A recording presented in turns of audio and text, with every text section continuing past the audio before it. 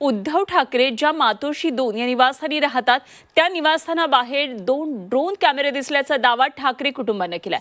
त्यामुळे मातोश्रीवर ड्रोनद्वारे नजर ठेवण्याचा हा प्रयत्न करण्यात आल्याचा संशय वर्तवण्यात आलाय आणि मातोश्रीमधूनच या ड्रोनचं चित्रीकरण करण्यात आलंय। या घटनेमुळे मोठी खळबळ उडालेली आहे।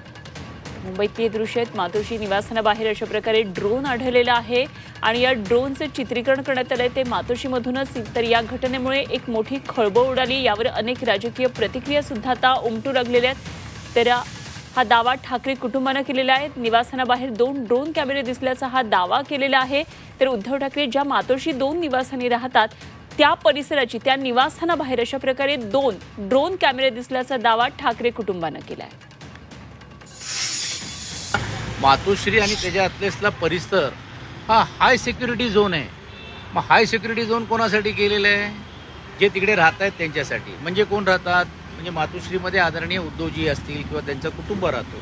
मग त्यांना माहिती नाही देणं गरजेचं आहे की बाबा असं असं ड्रोन आम्ही या वेळेमध्ये या कामासाठी आम्ही करणार आहोत। म्हणजे सर्वसामान्य एक नाही आणि राज्य सरकार म्हणून पाहिजे त्या गोष्टी करतायत। मग याचा हेतू काय होता?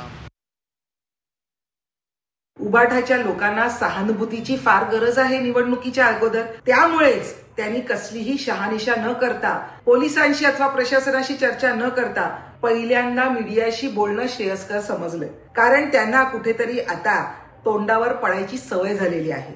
त्यामुळे कुठलीही माहिती शहानिशा न करता आपल्याला कशी सहानुभूती मिळेल याचा प्रयत्न करणारे हे उबाठाचे अर्ध्या हळकुंडात पिवळे होणारे नेते